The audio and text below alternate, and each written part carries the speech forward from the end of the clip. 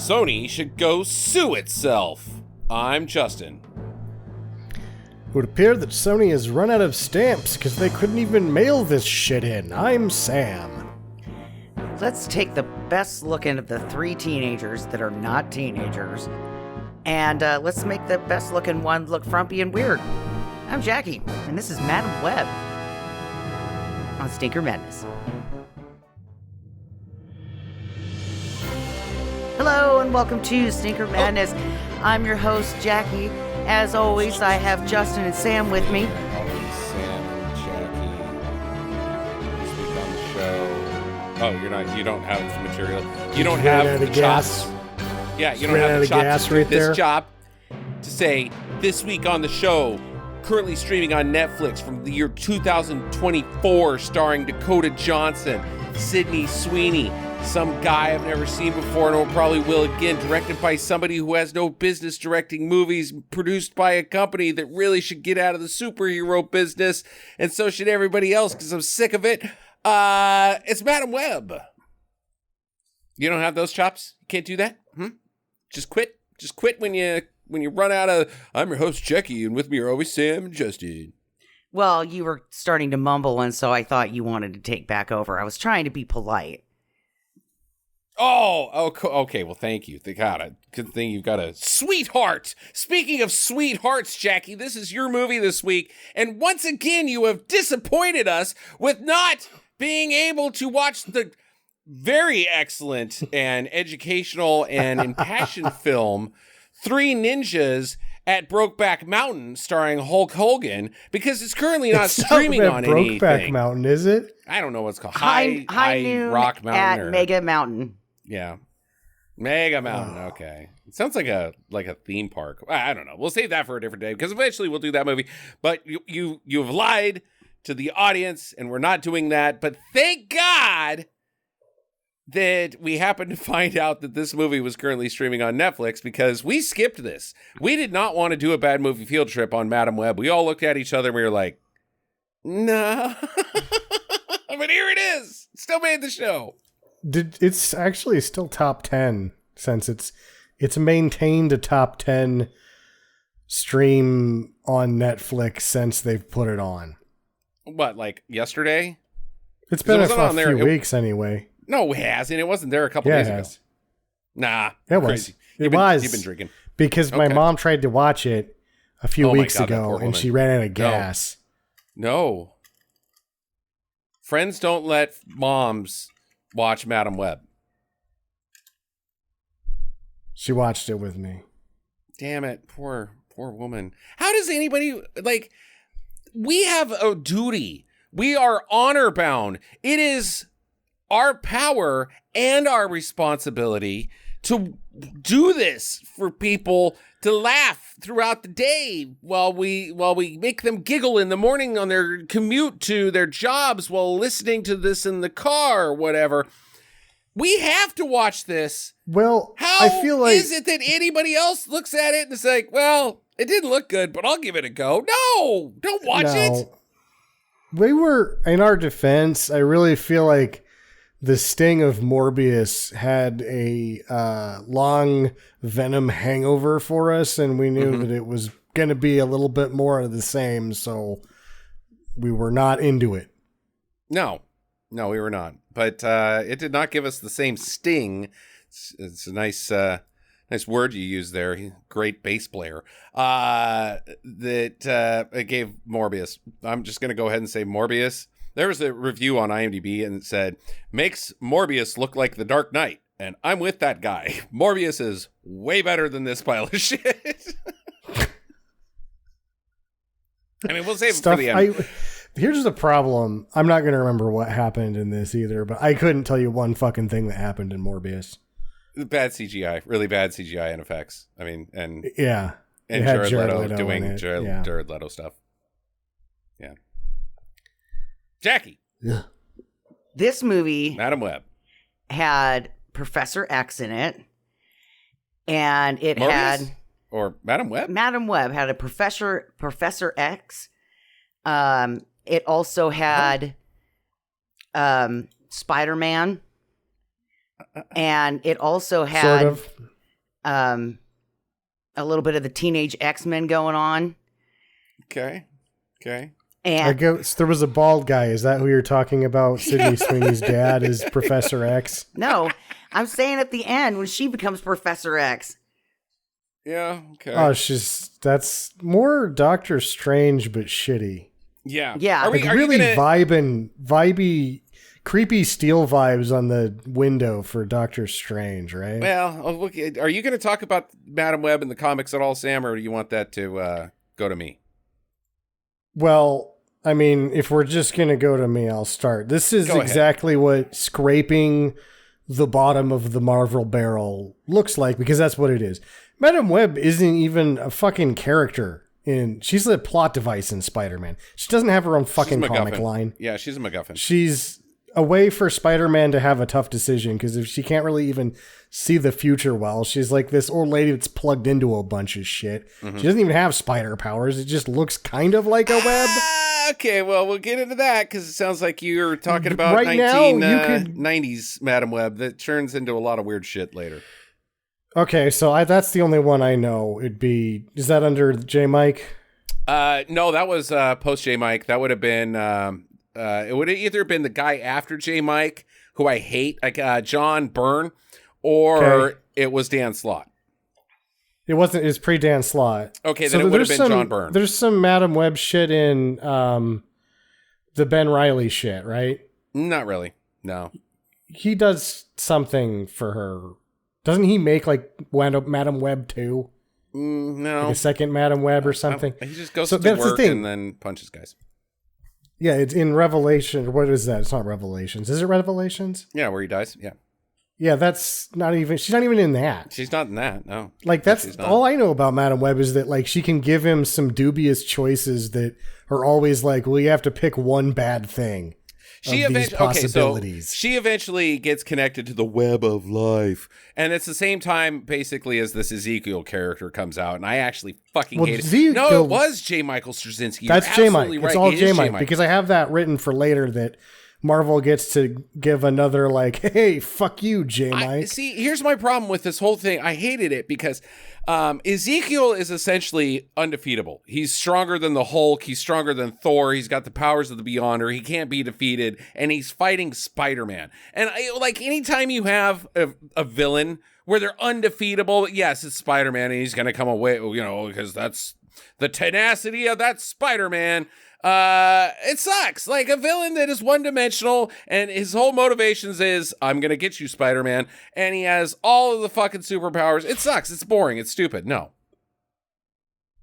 But Zeke Sims isn't a terrible character. He's kind of good. I remember that. I read some of that. No, he's just he's the one that like motivation is, you're a spider. I'm a spider. I'm gonna get you, Spider. There can only be one. But it also sort of tried to retcon like why his enemies are always animal based, because the web of life is right. Yeah, that too. Yeah. There's like, so it kind of sucks. Yeah, it sucks. I didn't like it. It sucks. I like J. Mike. I don't want him to suck. Yeah, no, I didn't like that whole thing. It sucked. Okay. Yeah, but so she's tied into the web of life. She is a blind lady, Jackie, in the comics. She is in a wheelchair because she does have, I thought back in the day it was spinal bifida or whatever. And that's how she... myasthenia gravis. Okay, that was what she had in the movie, but I thought she had... But the myasthenia gravis wasn't really a thing in the 80s, so it was... I'm on the Marvel website, and I'm reading about her. All right, maybe they retconned it. Either way, she's in a wheelchair, and she's tied into the web of life, which is this big thing that stretches out, like, almost through the Spider-Verse as well. I think you can, like... Hey, can I get on the Spider-Verse and go visit Miles Morales or maybe that Spider-Punk guy or Nick Cage, and like you surf on it and stuff, and you're like, woo, Spider-Man. And she can see all various aspects of she can't actually predict the future. Like, she can't go to the president and be like, no, sir, they're going to launch nukes here in about 20 minutes. She can only see spider-related stuff. So her psychic abilities include telepathy, clairvoyance, and prescience. Mm-hmm. Prescience. I don't know. Prescience. I don't know what that means. Before the science. Anyway, it's like getting your beakers ready. Prescience is when you're gonna like make a rocket that shoots, but it goes off first.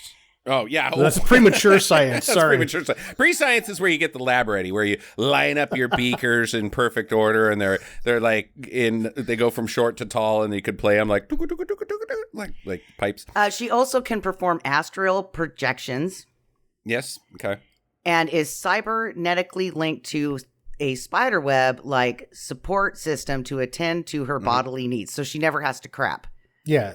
Oh, that'd be nice. Perk. Now, that was the thing I thought. It wasn't that she didn't have like a disease. She was just so goddamn old she would be dead without being plugged into That could be too, yeah. But I think she did have something that initially got her into that contraption. So anyway, odd eventually choice she for becomes Marvel or Sony.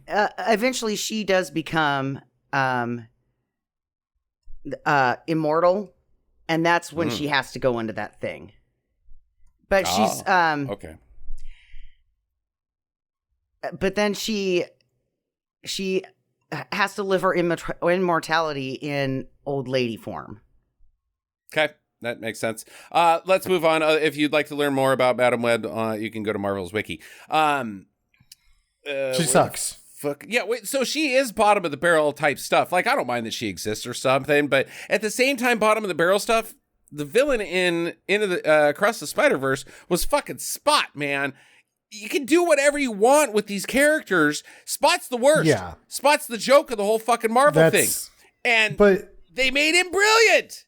It's not Madam Web's fault. It's fucking the guys. The Thai guys. Well, this is mailing it in, though, because so the guys that wrote Morbius were Matt Sazama and Burke Sharpless. Like, on the heels of that, they're like, hey, guys, write Madam Web. You did so good. Oh, they're the same guys? They're the same guys. Oh, no. I don't want to, like, trash these guys because they're probably nice guys. And they did write. Nice guys. They're the showrunners and the main creative force between the Lost in Space Netflix show. Okay. That's been well received. I couldn't get into it personally. I liked it. Okay, I didn't watch it all the way. So you liked it. There you go. So they're capable of good work. Because their other stuff is Dracula Untold, The Last Witch Hunter, Gods of Egypt, and Power Rangers are their screen gems. So these guys are known to lose money. And Sony was like, hey guys, this is your next ticket. That's not their fault. That's Sony just straight up saying we need a placeholder. Yeah, totally. And I blame that's Sony for what all happened of this. here.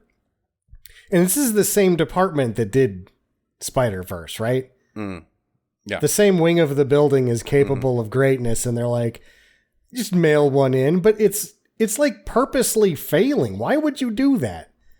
Why not? I mean, you're going to waste the money. Why not waste it on something that might work? Hollywood does this all the time. It's like they do shit that's designed to fail all the time, and you're like, but why? Yeah, do a Craven without Spider. If you want to not have Spider, man, do a Craven movie. Like where they are doing a Craven movie. Well, I know. Okay, then I don't. But I think that's a Spider-Man movie, right? Fuck, I don't know. It's got what's his face that played Quicksilver. Oh God, no! Damn it. Andrew, the Taylor Johnson guy's Craven. Jesus Christ! Here we go again. Again, he's so good in Bullet Train. Yeah. Okay, we'll see. Let's see here. Who else we got? Do a Ben Reilly movie. They have the clone shit happen. Fuck, I think that they're avoiding that whole thing like the plague. I would too, because it's so confusing. Oh, but you're gonna. It was a great series. But so the problem with Ben Reilly is you're committing to X amount of storytelling, right? Otherwise, it's not going to make any goddamn sense. So you can't. With this, you can totally mail it in and be like, "We get to keep our rights to Spider-Man," and this character, who honestly is just a plot device in the comics. He's not even really a character for the most part. Yeah, she's MacGuffin. But what they did is they tied in the other. They nabbed those other characters that are the other Spider-Women. Yeah. Except for Jessica. So like, no, let's keep doing this. So they scraped the bottom of the barrel so they couldn't grab Jessica Drew. I mean, what the fuck? What the fuck, man? Okay, Jackie, for your information, Jessica Drew, I don't know if you've ever seen her, but she's she's Spider-Woman. She's the first Spider-Woman from the 70s. I think she had her own TV show there briefly, didn't she? I think so too. Yeah. Red costume with like a yellow thing. It's very 70s looking. It's iconic. I love Jessica Drew. She's funny. She's sarcastic. She's like Jessica Walter, She-Hulk. She was in Across the Spider-Verse. Was she? Uh-huh. I believe so. Okay, yeah. She's cool as hell. And they didn't bother with her. I just like, why you go on a grab for those other characters and not Jessica Drew doesn't make any sense. Julia Carpenter, who in this movie is not Julia Carpenter, she's Julia Cornwall. Question mark for that. Question mark. Yeah, she's not even like a real Spider-Woman. She's a fucking West Coast Avenger. Like, she's not part of the A-team at goddamn all. I mean, I like her suit because it's hot, but like, she sucks. She's not Jessica Drew. She's not. Maybe it's because of the thing that happened when this movie's being set, basically. But like, do you think they're just like avoiding Jessica Drew because of the sexy or something? Like, because that's the antithesis of what we're supposed to be going for with female characters. Because right around 2003, 5, somewhere in there, they basically like everyone was. Which is really, I think, hilarious because DC was doing way more gratuitous shit with Jim Lee's drawings. Oh, yeah, like, totally. Come on, man. Yeah, right. But everyone was like, okay, the Jessica Drew shit is too sexy. You need to fucking tone it down. But at the same time, when these girls grow up into the future and become Spider-Women because they're teenagers in this movie, they're wearing skin-tight costumes, and all of them are, I mean, they're busty chicks. Like, there's no, this isn't like, I guess fucking woke is fucking what Ted Cruz would call it, by any fucking means. They're wearing their comic book accurate costumes. They look fucking stupid. I mean, they look absolutely dumb. And they're doing that, like, every time they're doing that rooftop pose, like, that was super popular in Marvel movies at this point in time in 2003. You fucking Daredevil standing on top of a roof, fucking Elektra standing next to him with their butts, like, pointed out and stuff. And Sin City, too, very, like, chest accentuating and, like, your butt, you're vibing it as a superhero. You're putting the vibes out there. It looks stupid, and they do it in this movie. But they're trying to do it for real. Right. But, I mean, what the fuck? Like, it can't be both ways. Oh, the Jessica Drew's too sexy. So let's put these teenagers. They're not teenagers. They're fucking grown-ass women. Quit fucking doing that. Fucking Sydney Sweeney's almost fucking 30. Fuck off. No, she's not. She's only 25. She's like 26. That's not almost 30. It's on the way. It's closer to 30 than being a teenager. And I'm going to disagree with what Jackie said earlier, like dressing her down. You pretty much need to dress her down because you're not going for euphoria here. Right. That's not what they're trying to do. Oops, my titty popped because that would have sold, right? Her running around with her tits flying everywhere. Fucking, they're out of tickets again. Oh no, we ran out of tickets again. I can't print them fast. That's going to happen with Barbarella. She said straight up, like, she'd never done a movie with Sony. Mm-hmm. It's weird when you listen to them talk about this, the different people that they knew it was shit. Mm-hmm. So they chose their words carefully. Right. And she was like, well, I always will do a movie with a studio I've never contracted for because it opens a lot of doors. And I got Barbarella because of this. So, which is like her saying, I did this piece of shit because I was going to get Barbarella. And Dakota Johnson danced all the way around how bad this was. Oh boy. My favorite thing that she said regarding it was when they asked her how she approached the character, she's like, the same way I approached 50 Shades, just knowing that there'd be a lot more clothes. I listened to her. We'll do the Dakota Johnson first because I want to get to Sydney Sweeney. I want to spend a little bit more time on her because I think we're going to be pretty much done with Dakota Johnson here in a little bit. But she was on Wait, Don't Tell Me this week. And, really? She didn't do good.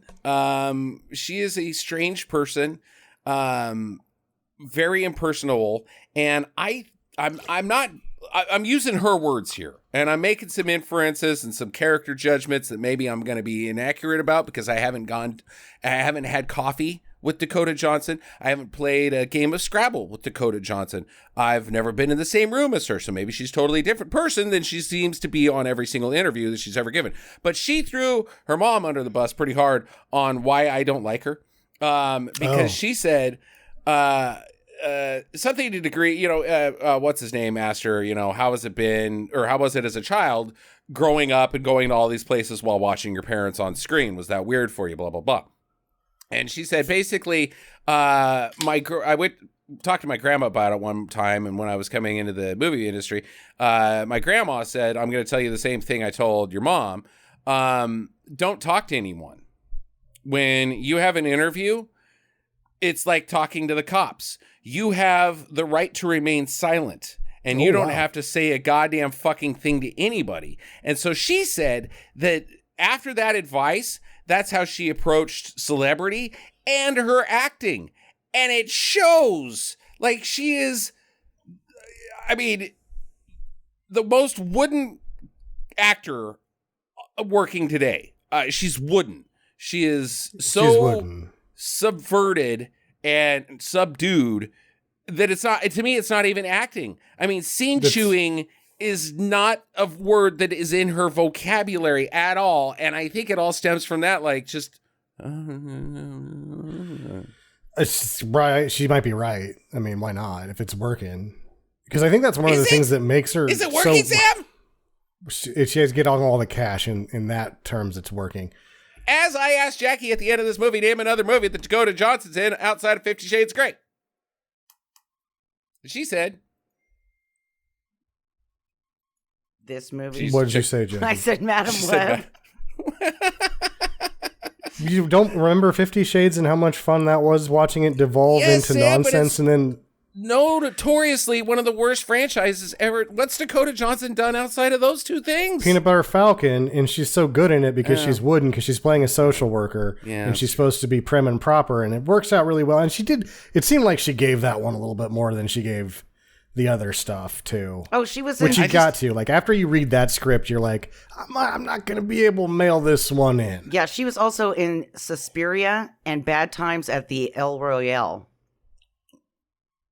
Yeah. I didn't watch the new Suspiria. I've been big money hesitant. stuff right there. I'm just saying, I think after being in this, which is going to be, I'm going to go ahead and call it probably the worst rated movie of the 2020s. It's early in the game. But I just can't imagine it's going to get worse than this. And then the 50 Shades franchise, I think she's going to be a pariah, a box office pariah. Yeah. She's already made enough money. And what happens then? Enough money. Then she ends up like her parents. Oh, no.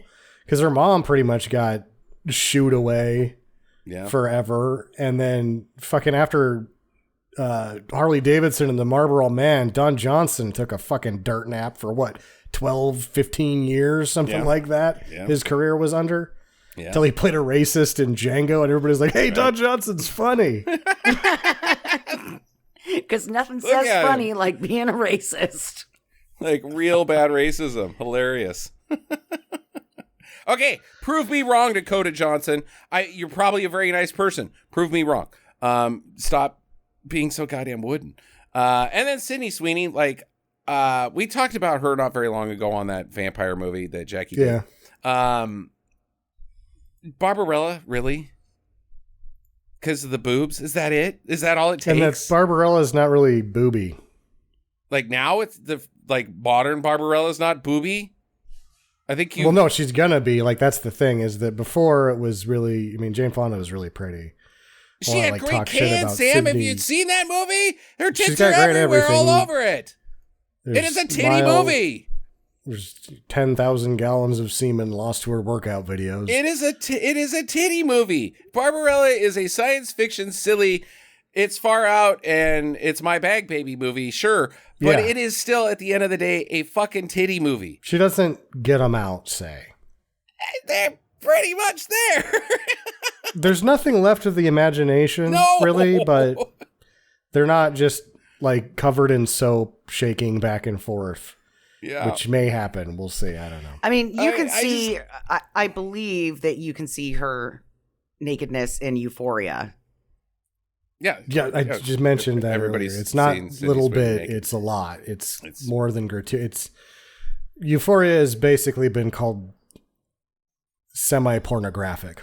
Yeah, yeah. But my point is that, like, hey, without this movie, I wouldn't have got the this distinction to appear, to be brought to Olympus with the likes of Meryl Streep and Kathy Bates by putting my name next to a movie called Barbarella. You know what? If you're Sydney Sweeney, but I am Sydney Sweeney. God damn it! And fuck off, Sydney Sweeney, you're titty lady. Jane Fonda's nothing to scoff at. Maybe she's got the right idea. I'm never gonna get the Meryl Streep treatment, but I'm getting the Jane Fonda treatment. That's good enough, right? I mean, you know why we were talking about her? Because we did Night. She's in this movie. Well, no, because she was in Night Teeth that I picked not too long ago. Right. Yeah, yep. Right. Thank you. I said that. So my problem is fine, Sydney Sweeney. If you know your lane and you're staying in it, great, good for you. But the internet, after the Saturday Night Live episode that she did, which she was fucking just terrible. She's also very wooden. They were like, oh, Saturday Night Live did her wrong. She's the next female liberation icon. And I'm like, what the fuck are you guys fucking looking at? If Sydney Sweeney is the next female lib, like she's fucking, God damn it, now I can't think of her name. Margaret, Jesus. I should not probably talk about Margaret Thatcher. Women's lib with my Margaret Thatcher had cans like that. England would be doing great. Not good. Gloria Steinem. If she's the next fucking Gloria Steinem, then what you're doing is you have bought into the same men in ties putting titties in front of you machine that has existed for you're being duped by titties. This isn't fucking women's lib by her inability to act. There's nothing wrong with being duped by titties. It's not wrong, but when you're like, okay, when men in ties put the titties in front of you, you are being part of the same economic system that has been pushed upon you for the last 300 years. You're just tits, ladies. That's what it's saying to me. Stop it. Stop saying that Sydney Sweeney is your next female fucking icon. No, she's a talentless hack with great cans. That's it. Have you guys actually seen I don't know enough to say that she's talentless because I've never seen her in anything that we haven't done on the program. Which is her movies. That's the thing. That's what she does. Have you guys seen any of the pictures of her as Barbarella? No. I was able to find one, and she's got the exact same hair as Jane Fonda. Cool. That hair's great. Yeah. That hair is awesome. Great. Bring it back. I am all and about if anybody that wants some extracurricular activity, the movie CQ by Roman Polanski's kid. Or no, Roman Coppola, the Francis Ford Coppola's kid. It is fucking, it's like what would happen if you were making Barbarella. It is fucking fantastic. It's a really fun movie. Okay. So Isabella Merced, do you know who she is? No. Dora the Explorer. Oh, cool. In the live action Dora. Right on. The other girl, she's in stuff, but I don't know. Celeste O'Connor, nothing of note that I've seen. But what is funny is we get a bunch of kids, like people's kids, like dude, Celeste. Dakota Johnson's obviously the child of Don Johnson and what's her face. The obvious part could have taken care of that. Yep. But Emma Roberts. Okay, yeah, Emma Roberts. Yep. She's in this movie. She stinks too. I'm not a big fan. She's in. I think she's fine. I think she's fine. I like her in the American Horror Stories. Sure, big. And also, more oddly, Zosia Mamet is in this. Zosia Mamet, David Mamet's daughter. She's the one that's running the Patriot Act. Okay, huh? I'll be damned. So you got 3 children of the film on screen together. Okay. Well, kind nepotism, of. maybe? I don't know. So whatever. That's Celeste O'Connor. She was in the Ghostbuster movies. the new remakes. Oh, That's what she's from. Right. And then Adam Scott from Parks and Rec. Adam Scott, the comedian. Yeah. I mean, my mom was surprised that he wasn't playing a huge douchebag. And I was like, he is good at it, but he does other stuff. It's okay. He can be good. He can be nice. It's fine. But, I'm just sitting here looking at the cast list, and I didn't put it together when we were watching the movie that Emma Roberts and Adam Scott were Mary and Ben Parker. Didn't put that together, huh? Nope. Oh, yeah. I don't blame you because the movie was so hard to... It was like oatmeal being dumped in your eyes. Volume-esquely. I don't like that. I put it together. You didn't notice that, like, the whole cab scene with all the spider people, with the exception of Jessica my stomach Drake. hurts now. Oh God, diarrhea. Oh, I don't like that at all. I mean, And the I only like way Adam that they Scott, were- but come on, man. Yeah, the only way they were How evil... can they be Ben and May? Mary Parker. Right, but Peter's Ben dad's hadn't name is met Richard. Aunt May yet. Oh, and his she hadn't sister met Richard. Mary, Peter's mom, is pregnant right. with Peter. Spider-Man appears in this movie as a baby. And Richard's not here, man, because he's out on missions in either Saigon or Mumbai. I don't know, because in the comics, Spider-Man's dad and mom actually are S.H.I.E.L.D. agents, Jackie. Oh, I didn't realize that. Yeah, they die. Did try to at least make him Ben Parker a little bit with one line where he says this is better, like something about getting shot at and being in the military, because wasn't Ben Parker an MP? I don't think so. I think he was just he was an MP. Nice guy. No, I think he was just a nice guy. No, he's an MP. No, I think he's just a nice guy.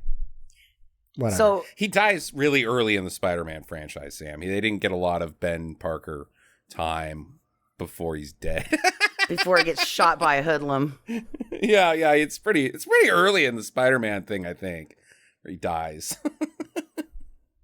Like maybe one Amazing Fantasy 15. I think it's the first one. He dies. Okay. There's not. Okay. Go ahead, Jackie. Mm-hmm. Nobody wants to continue dorking out on that? Okay. Okay, no. So the director is S.J. Clarkson. She's directed an episode of a bunch of shit that you've seen. Jessica Jones series, I think she did a few episodes of that. Okay. She did like 37 episodes of this British soap opera called Doctors. And Jackie, so this is the only movie she's ever done. Cut to Jackie. Did you see Doctors? You watch all that British stuff? No, I have not. Okay. Yeah, that's pretty much where this is total mail-in. That's what I've got. I mean, there was this weird write-up with like Mike Epps being in it, and Mike Epps is in it for like 2 seconds. 3 minutes. Yeah. Okay. He's got Uncle Ben time. So before we move off from the cast, the Tahir Rahim, I thought I recognized that guy, and he was in Serpents on Netflix. That really creepy one where they were going around killing the tourists and... Yep. Oh yeah. Cat Stambol. Catmandu. Was it just me, or did it seem like he was doing his ADR so poorly that it was like a different actor voicing him? It seemed very weird. Like it was bad. Yeah, he was bad. There was something definitely off. There was notes in there that I put like the ADR as if he's trying to teach third graders diction. The way he was pronouncing words in English. Yeah, it was bad. Okay. All right, let's do this. We're 30 minutes into it, and that's fine with me. But let's try to not make this a 2-hour episode by over discussing the plot. There's nothing to fucking talk about. Let's be real. No, there's lots of things to talk about, but we're gonna open up some problems with this movie. But let's just go ahead and start out. Let's not get muddled up in the fine details like Jackie loves to. Like that's not the tie that guy was wearing. Okay, so let's start. It's 1973. There's a lady who is sure that all the glitters. Okay. She's a spider photographer. She's a bionaturologist or whatever you would be if you're into. She's an arachnid ecologist. No. Cryptozoologist. She's not a crypto. She's got bugs right in front of her. She can see them. She's got proof right there. But she's trying to find something that doesn't exist. It does exist, though. She's looking for Bigfoot, I guess. She's a. Okay, Jackie, you disagree. What is she then? She's a lady that's looking for a cure for her baby's spinal bifida. And thanks for spoiling, but she is still a nature photographer person. She has gone to the jungles of Peru to discover a very rare and maybe mythological spider that we'll go ahead and call, because she does find one, and we're going to go ahead and call it the Pizza Hut after dinner mint spider. Because that's what it is. It's a fucking little peppermint. What the fuck? It's a peppermint spider. It's got swirls. That spider could cure all of mankind's diseases. And one guy's like, I thought it was a mint. Sorry. No. It cured my gingivitis. Check my breath. Is my halitosis gone? Woo! We've cured the world's halitosis with mints. Great. We already had that. It was called fucking Pizza Hut. Get a little bit afterwards. It's really stupid looking. I don't know what the fuck. They don't, like, why? Just make it a spider. Okay, so she's got a guy because she had to hire security. Like, this is what I'm saying. We do have to discuss some of this because it's so bad. It's so fucking bad. I need to go to the Amazon to discover this spider, and so I brought security with me. Why do you need security? Let's just infer that maybe there's some tribal stuff. You know, I'm going deep in the woods, and I don't want to end up like that Livingston guy who got lost for 10 days and then finds his buddy. You know, I need a guy. I need a man. And then you're like, that guy? That's your security man? He's a doofus. He's a doofus. Where's the dad of this baby? That's what I want to know. Where's the dad? Like, he's not even they mentioned didn't even ever. mention that she had one. Yeah. What the hell? But he's into cryptids too, because he's like, oh, you're hunting the Pizza Hut after dinner spider. I know a little bit about it, that it gives the people of the woods super strength and spider powers, and they can climb trees and they can swing from web. No, they can't do that because you'd have to invent little web shooters that we don't have in this movie. But they're like a Spider Man who isn't a scientist and a teenage scientist that invented web shooters. They're like that. She's like, that's balderdash, sir. Yeah, they're like J. Jonah Jameson's like, Spider-Man, they got fucking tons of those guys down in Peru. That was actually a pretty good J.K. Simmons right there, Sam. Yeah. You got his mustache, too. I know. Are you J. Jonah Jameson? Could you be? I could be J. Jonah Jameson. He could be Paul Giamatti. J. Jonah. It would Jameson. Be a different J. Jonah, but I could do him. That would be great. Okay. The baby's coming, though. She's like, oh, God, water broke. Oh, no, it's not good down there. It's all squidgy. And he's like, well, the hospital's a ways. We should get going. And she's like, nope, busy bee. Squishing that baby back in. Kegels. I don't have time for this, kid. I gotta find a cure. We find out why later. But the problem with it is you have to let the baby out, Mom. It's time. It's way later, too. Yeah. So, this just doesn't make any sense when you're watching it. You can't keep... My point is that you can't keep the baby in. It will suffocate and die. If it drops, it doesn't have access to your water breaking is the amniotic fluid, right? Am I wrong? Lady on the show? I don't think the water broke. She just, it was a tough kick or something. Yeah. She says the baby's coming. No, she says that it's trying to stop her from working. Because it's kicking her right in the JJ. By coming out. No, it's not coming. I think it's coming out. The baby is not coming. Okay, I think it's coming out. Anyways, I don't have time for this, baby. So he's like, cool, I'll just leave you here for some reason and go back to camp. And later she comes wandering in and she's like, I found the spider. I found it by myself. I didn't need security. Actually, it turns out she's got it in a jar. And he's like, oh, cool. Oh, blam, blam. He starts shooting these other dudes. I don't know who these other dudes are. There's Why are they just some randos sitting around. Fucking guys. And he's like, give me that spider. She's like, no, this is my spider. Oh, I hired the wrong security firm. What are you, Blackwater? I'm not a security guy. I'm a spider pirate. That's what he is. Spider pirate. Yes. Yar, give me that spider. And she's like, no, this is my spider. I need it. And the gun goes off. She takes one in the place. I don't know where she takes it. Maybe someplace bad. In the lung. Not in the baby's face, though. She takes it in the lung. That's what it looks like. It's, okay. And he runs off with the spider as spider people descend from the trees. Los Arachnos. Yep. They're, and even though leaders, they're covered in red and they've got like vines around them that are supposed to look like a spider web. Right. The one that carries her off is quite handsome. Oh. Spider Steve? Spider Steve.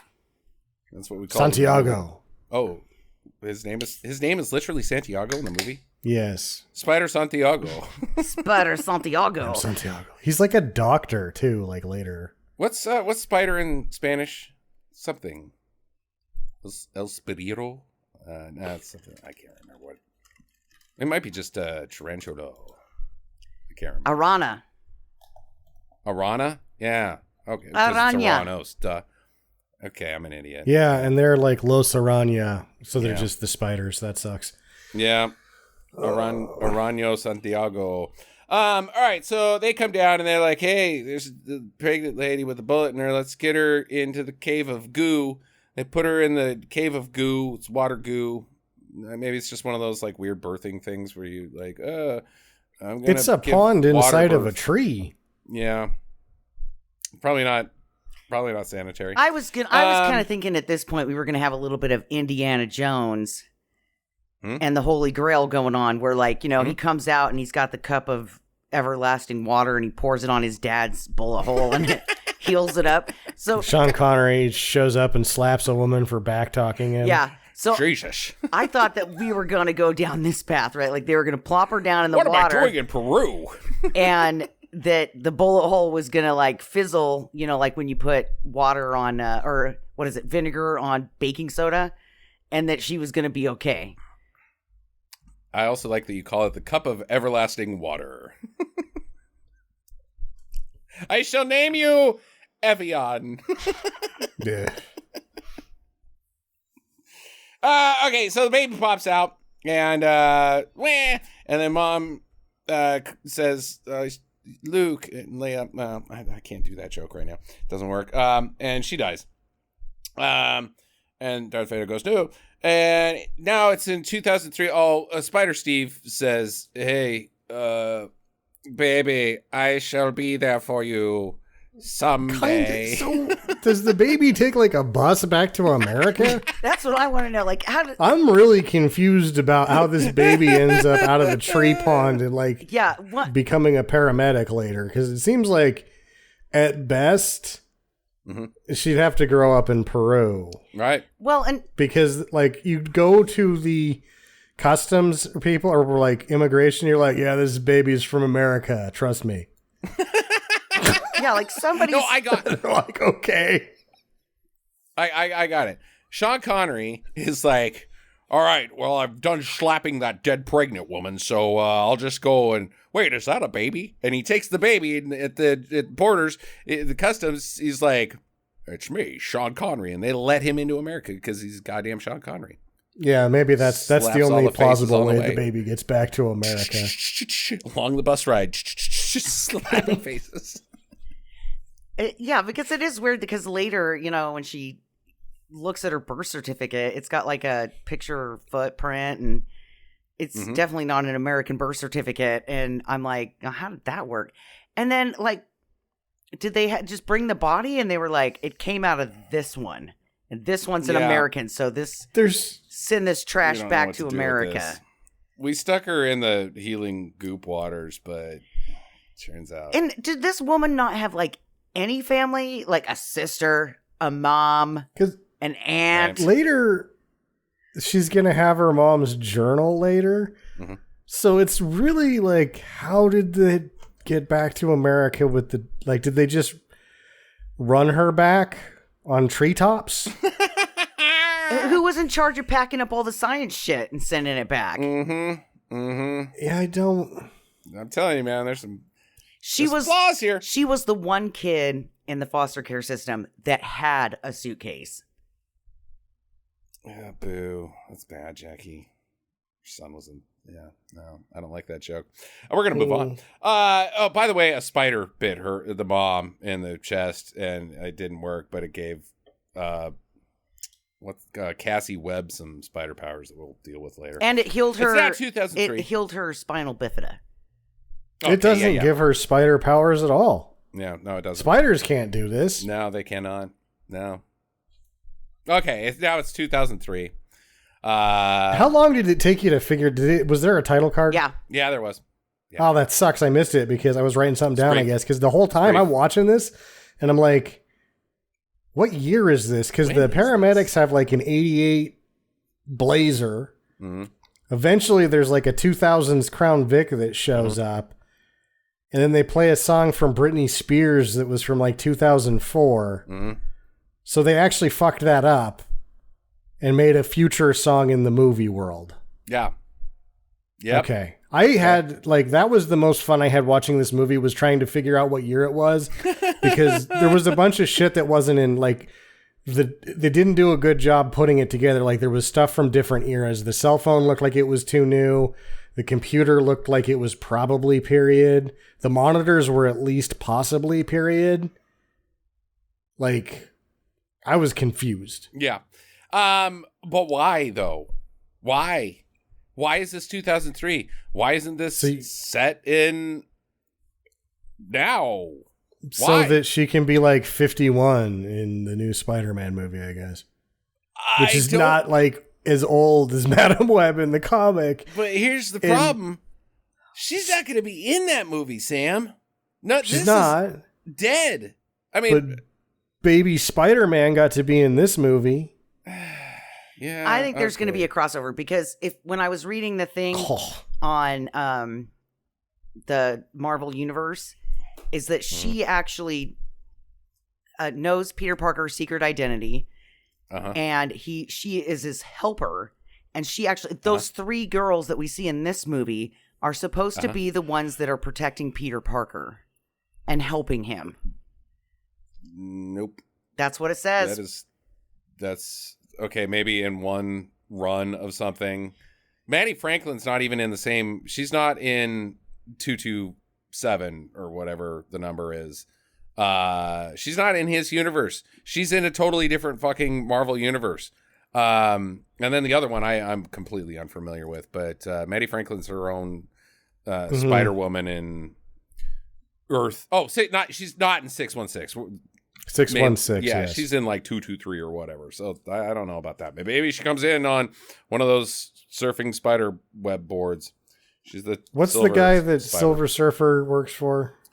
Oh God, Galactus. Galactus. Yeah. So that's what's going to happen is that when they fight Galactus, they'll have Madam Web and Morbius, and they'll put him in a rocket, and he shoots into his butt, and then he poops him out so hard that they hit the moon, and then there's just poop splat, and they just deal with it that way. Did you know that Galactus is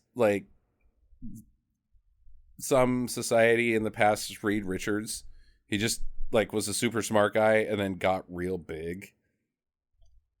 Was eat planet eater, but he was just some Joe before, but really smart. I don't know. It's kind of the dangers of being smart. Yeah.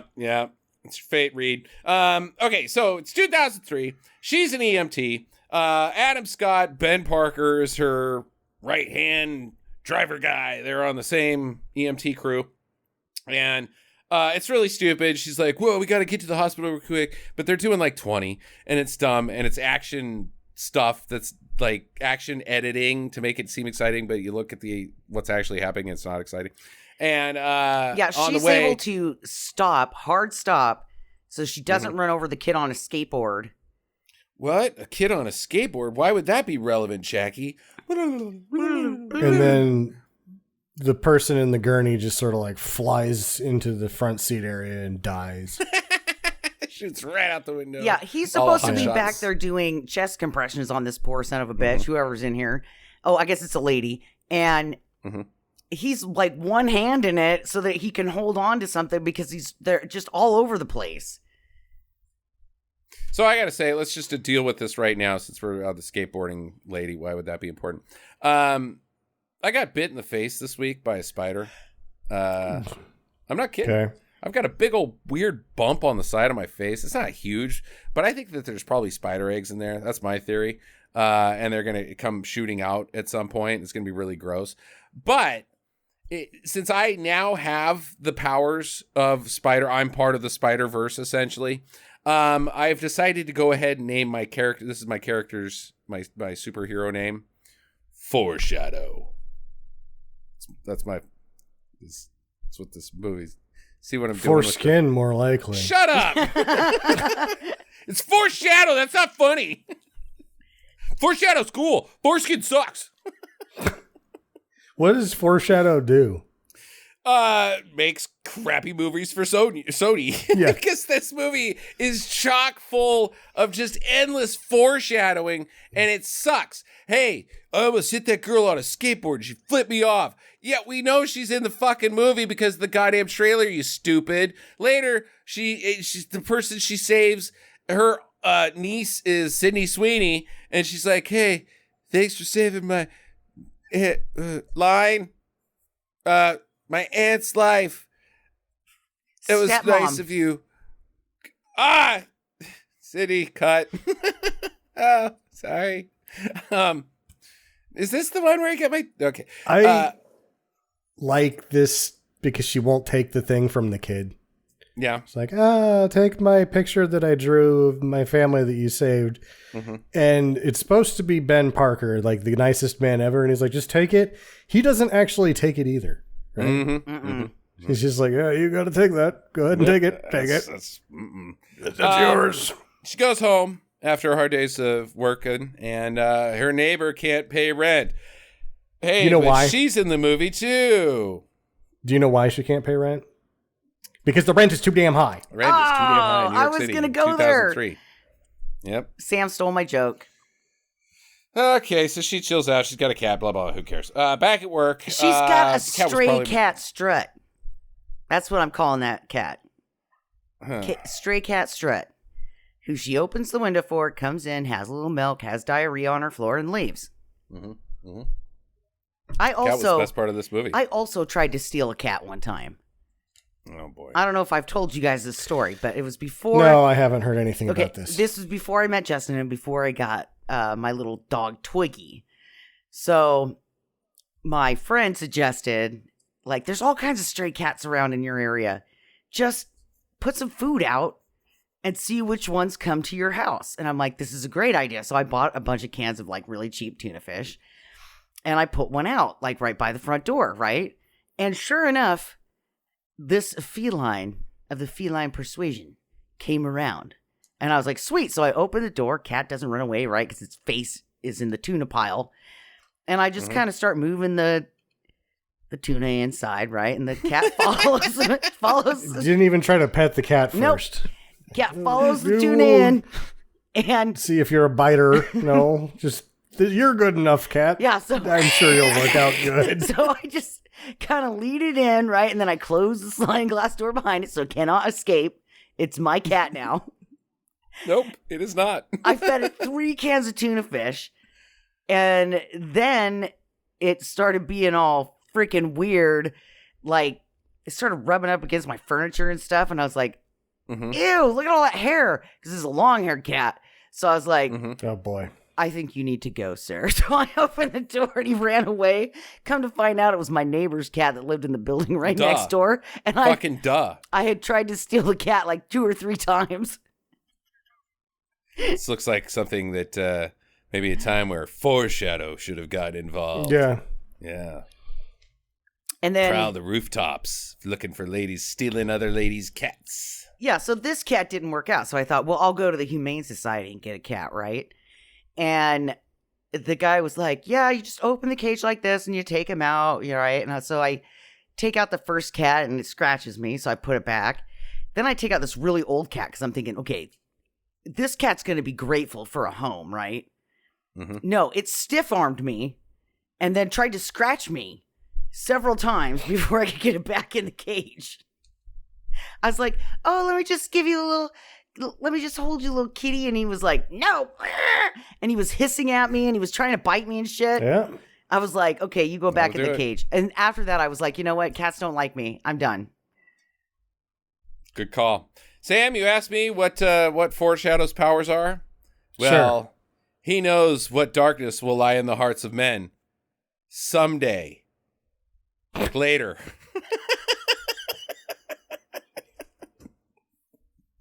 Down the road a little ways. Just wait. Well, Foreshadow should have seen this next one coming, because then I'm on a walk like years later with a friend of mine, and there's this little cat and it keeps following me. So I'm like, I'll just pet it, right? She's like, because I'm like, get away from me. And she's like, oh, it likes you. Just give it a little pet. So I put my hand down there and the little fucker bit me and then ran off.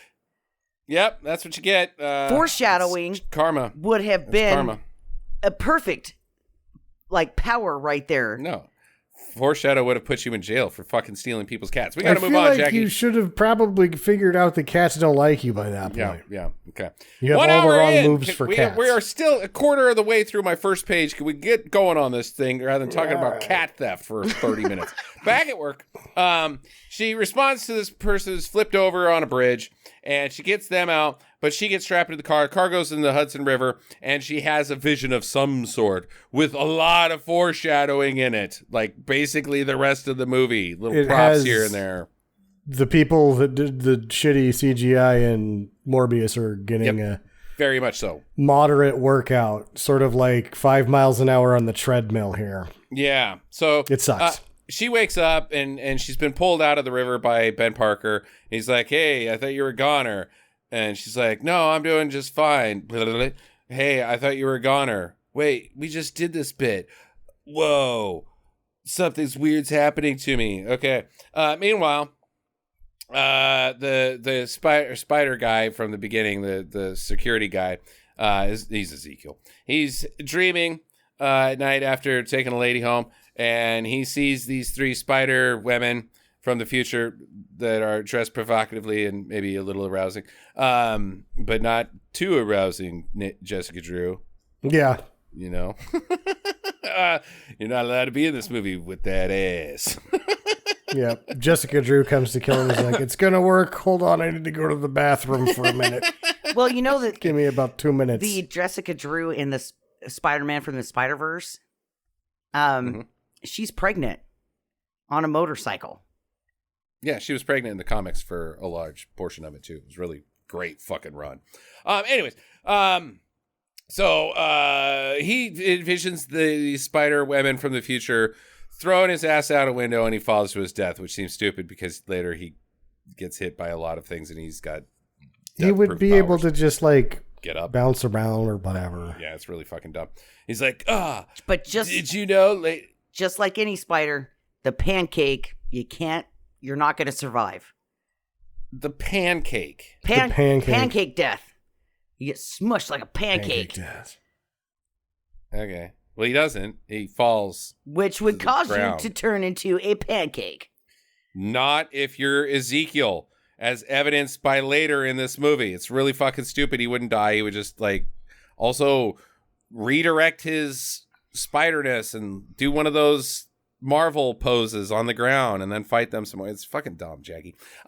Anyways, so he wakes up and he's like, oh, hey, lady, I had my penis inside of earlier. I wake up every night screaming every night, oh, God, I had this vision. I'm going to die. I didn't tell you about that after we've been dating for like 6 weeks and you've spent the night here. She's like, yeah, I've heard this before. Anyways, so I need to like track these girls down for my vision. And she's like, well, maybe because it's like a dream that they don't even exist and you should actually talk to somebody about this, like a psychoanalyst.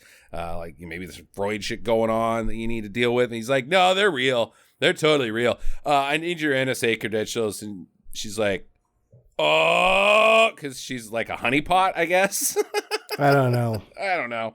And he's like, oh, touch your face. Oh, you're so nice. But he's got poison hands. He could just break in to wherever he wants. Isn't that part of the great thing about the JMac run on this is that with these powers, he was trying to be a superhero for a while, but then he decides, I need some scratch. And then once he becomes super rich, he just kind of quits doing it because he's like, it's relatively pointless to do all this dumb shit. I really thought his motivation was to just get Spider-Man. Like, I think you're buying too much into him. He's a rich guy, wants to kill all the other spiders. There can only be one. I'm telling you, it's that fucking shallow. It's the worst writing J. Mike has ever done. Completely. His ego sucks. All right. And so she's like, you touched my face and now I got spider juice on it and I'm dying. And here, I'll give you the fucking codes to the... what's that? The Eye of God? Is that what it is in Fast and Furious where you can see all the cameras? Yeah. Oh, yeah.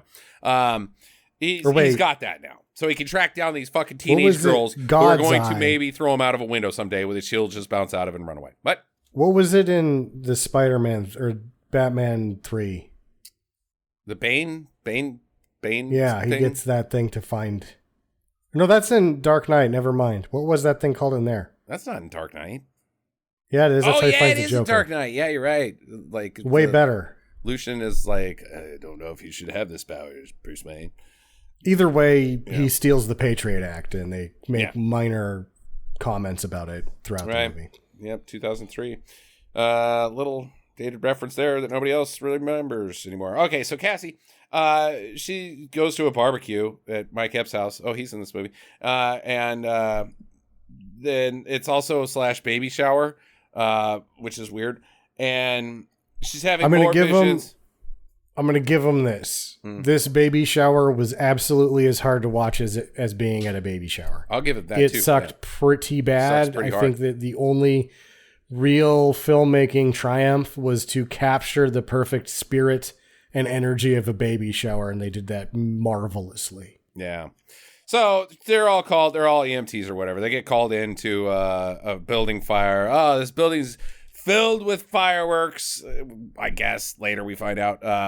But right now it's just explosive. Don't go in there.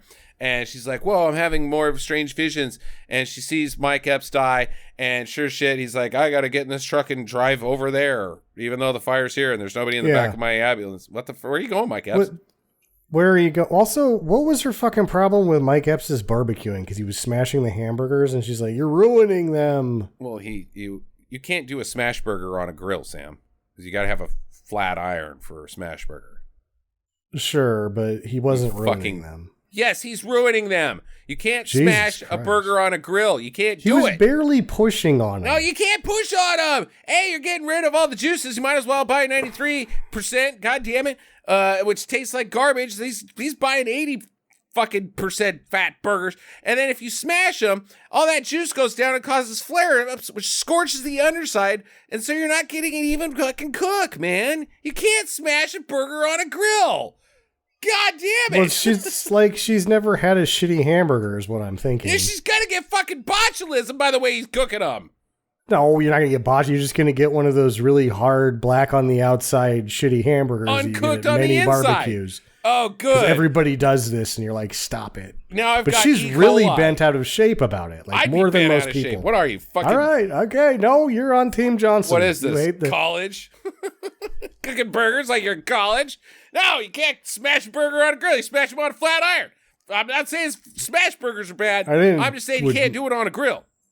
No, I didn't smash them, but I don't think I did a good job because in college I was, what's the cooking time? About 3 high lifes. You know what's a good way to do a smash burger is you smash them on the flat iron and then stick the little cup over them, little steaming cup, so you get a nice little sear on the bottom, and then even cooking. You only have to flip it the once, and that's when you put the cheese on. It's a burger in about maybe 2 minutes tops. Delicious. But yeah, you can't smash them on the grill, dude. That's fucking barbecue 101. Wouldn't it just go through the holes? You got that problem too, Jackie. It might just smash it through the fucking grill, and then your burger's at the fucking bottom of the charcoal. Then you've just kind of that got son of a bitch burger fries. And you're like, we're ordering Pizza Hut. Ooh, can I have an after dinner mint with that? He should have died in that car crash for being such an asshole at barbecues. Terrible barbecuist. Okay, so he does. He drives to like. I mean, it's fucking dumb. It looks stupid. It's so dumb. It looks fucking dumb. He just drives away, like out of the street. Doesn't look. He doesn't have his lights on. He's not in a fucking hurry. There's a stop sign. He doesn't stop. He just drives straight into a fucking T section of a road, and a Mack truck goes burr burr at like 20. It's not coming in hot. It just kind of like bonks the fucking ambulance, and she's like, no, runs over there, pulls him out. He's all bloody. But then you look in the cab of the truck and there's no goddamn damage. No. What? He just popped. He's dead. And she shakes him a bunch just in case he wasn't dead already. Yeah. I mean, she's definitely doing her due diligence here. Uh-huh. Oh, God. Yeah. So she had that. She realizes she had the vision that she could have saved him. Spider guy. He's using the NSA software to track these teenage faces, and he finds them. No, he doesn't find them yet.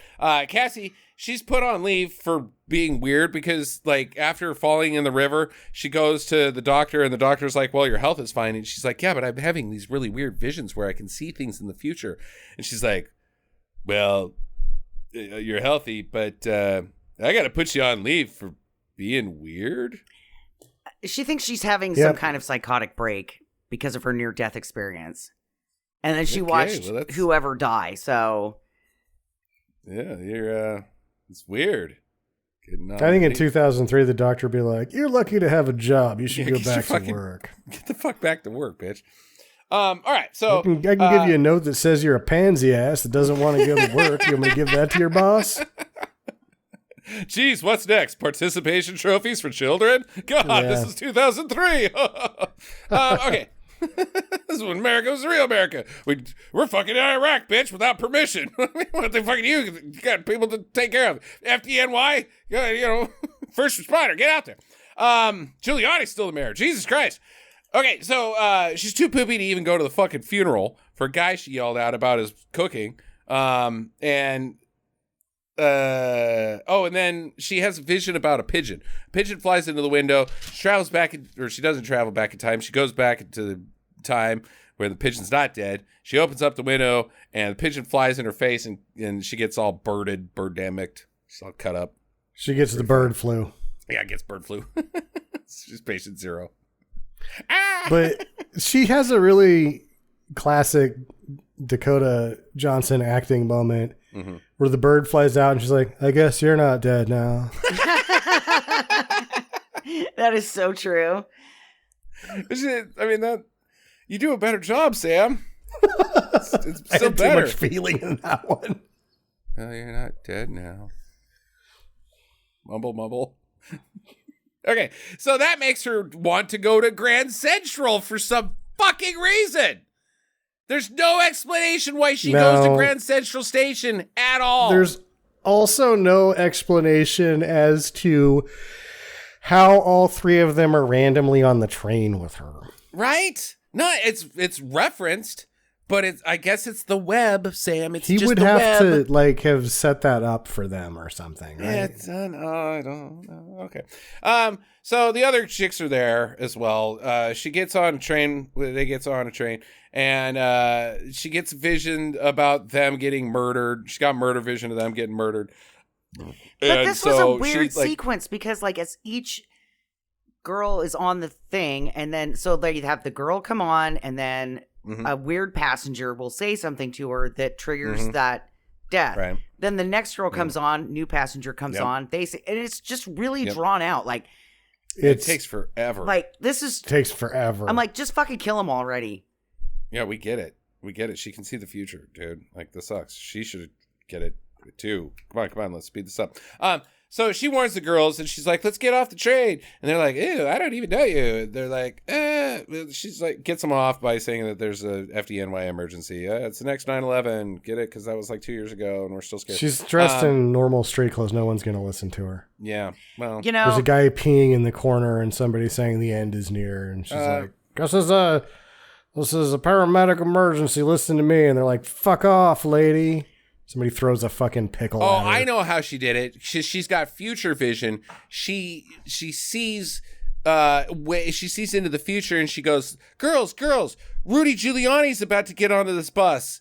And they're like, cool. He's a fucking American hero. I'd love to shake his hands. And she's like, damn, look too far into the future. She saw the paste coming off his face, giving the speech in front of the Four Seasons landscaping.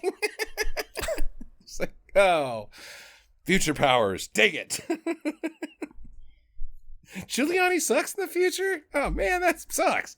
Okay, so she gets him off the train, and she's like, spiders, man, coming at us. He's up on the ceiling, running at him, and then they run away, and Spiders Man decides to take out a bunch of cops.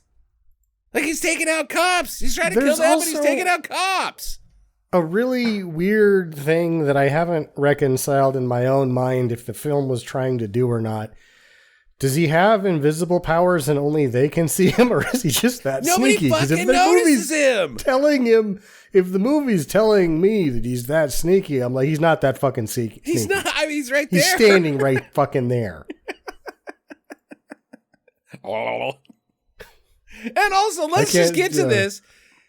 He's Spiders Man. The only thing he's wearing a fucking Spider-Man costume. Looks like bad Spider-Man. What the fuck? Yeah, somebody didn't put any, like, as far as the costume designs for these guys, it was like, we'll just use whatever's in the closet. Because I'm pretty sure that was in one of the McGuire ones. No, it wasn't. That's in this. It's just they spent money making shitty Spiders Man. He's Spiders. And they could have really fucking made it lame if they would have like retconned why J. Jonah hates Spider-Man is like in all this action or whatever. Like he just dumps over the hot coffee on J. Jonah's crotch and he's like, Spiders Man, and that is why he's a menace. Hot crotch. That would have been great. Nope. This movie just sucks too bad for that. So they get in a cab, and they're driving off, and now she's known as a kidnapper because the girls screamed, and so they got to get away. They go out to the woods, and they go camping. Nobody will find you here. Let's stay here and go camping. Okay, that sounds good, lady. And she tries to explain her powers, and they're like, yeah, sure, Jan. But whatever, stupid teenage bitches, I'm out of here. Well, and this is a joke that really could have been funny had they done it better. But the one from the Ghostbusters in the blue jumpsuit outfit, she throws a rock at her. Mm-hmm. And if she would have hit her in the head. Yeah, exactly. That's where I was going with this. If they would have hit her in the head, I would have laughed so goddamn hard. Colonel Sanders or it just kind of fell flat. Like, bet you didn't see that coming. As your eyes start swelling up, like, you bitch, leaving you out here in the fucking woods, you asshole. That's how she got blind. Yeah, that's how she got blind, not the fireworks. Bet you didn't see that coming. Well, now I can't see anything at all, you whore. And she's like, just for that, let's blind your other eye, bitch face. Okay. So she ditches them. She drives back into the city because the city's just over there. This is how New York works, is the woods. Woods are right next to New York. If I know anything about New York, there's woods all over that place. That's right. Campgrounds. You gotta drive across the bridge and go to the actual state of New York. It's a ways out. It's not just over there. You can't just drive over to the woods. Just like, oh, okay. Well, hold on. I got to go back to my place real quick. So she goes back to her apartment. On the edge of Central Park, and there's bums whacking off like 18 feet away. I don't think there's a diner in Central Park, Sam. I don't know. It's just a hunch. There isn't. There is bums whacking off. There definitely is that. Okay. So she sneaks back into her apartment, and she goes to her mom's journal, and she learns about the spider people, and she's like, I have to go to Peru. The girls... they're in the wood, and they're like, oh, God, we're so hungry. It's been like 2 hours since we ate at Starbucks or I guess Dunkin'. I don't know. Let's go to this diner I saw. So they go over to the diner, and there they find some boys. So they're putting on a show for the boys, and some guy is sitting there, and he's reading the bugle, and it sees, oh, hey, a bunch of teenage girls got missing that looks just like them. I'm going to call this in. So he calls it in. Yeah, well, that gets intercepted by the eye of God. He's a responsible citizen. Yeah, I'm not blaming this guy for anything. But I'm also kind of skeptical because he's reading the New York Times and he's a truck driver. No, he's reading the Bugle. You missed out. It's got to be the Daily Bugle. Oh, really? I thought it was the New York Times. It literally. They would have had to pay extra for that. Why would they do that? Yeah, they got their own newspaper. Why would they do that? It's called the Daily Bugle. Okay. So now the Eye of God's got him. They're in a diner. Call in Ezekiel. He knows. He calls into the cops and says, "Don't worry about it. I got it. I'm a cop." And they're like, "Oh, okay, that's cool. What's that Corvette sound that you're making in the back?" It's my C5 Corvette. I'm the world's richest man. But it do you have a also Corvette? Kind of seems like he borrowed that car from his grandma. Like, she's out of town. No? He's always wanted to drive it. And he's like, "Don't worry, Grandma. I've got this." And he stole her car. That's what it looks like to me. Stole Grandma's car. She would have had the 96 Camaro with the V6 and the T-tops. Yeah, the C5 Corvette is very much not a grandmother's car, Jackie. What are you talking about? Every dude that owned one would tell you that it could do a lateral G. Yeah, it's got fucking and then pedigree. Not have any idea of what that actually meant. It won the endurance class in Le Mans and the fucking American GP. Like, that's the C5 is not a grandma's car. I know what a lateral G is. That's when you're having sex, like in Highlander 2, up against a wall. Yes. Right. Yep. There it is. You found it. Mm-hmm. Street bang. Yep. It's ironically also what the name of the disease that they called that you get from that. Screwing against a scummy wall. Got lateral G now. I'm not going to make it. Oh my God, I'm patient zero. Okay, so Cassie goes back to the woods and the girls aren't there. She's like, "God damn it, I'll walk to this diner." So she walks to the diner and she opens up the door and there's Spider's man. He's beating up the ladies and she's like, "Oh my God." And then she gets stabbed in the tummy, all while Toxic by Britney Spears is playing. And then, oh, it's just a vision. And she's like, "I got to do this differently." So she gets in the cab and starts driving there. And it takes her longer to drive to the diner than to walk. Did you notice that, Sam? Yeah. It's stupid. Yep. She times it perfectly. Oh, and on the way, the radio goes out. She's like, "Oh no, my Britney Spears is breaking up." And so she has to futz with the radio to get Britney Spears back. What the fuck was that? Somebody actually accused one of the filmmakers of actually just making this movie so they could get more run on this song because it doesn't fit because it came out a year after the movie's set or whatever. And then the response was like, no, we didn't know. No. Just really like Toxic. Okay. Well, anyway, she arrives at the nick of time, I'm guessing using Toxic as like a time metronome to when she needs to drive through the front doors to smash Spider's man. Or would he be a man spider? Because there is a Spider's man. He's a man made of spiders. He's spiders, plural man. No, I think you're thinking of the guy who's made of bees.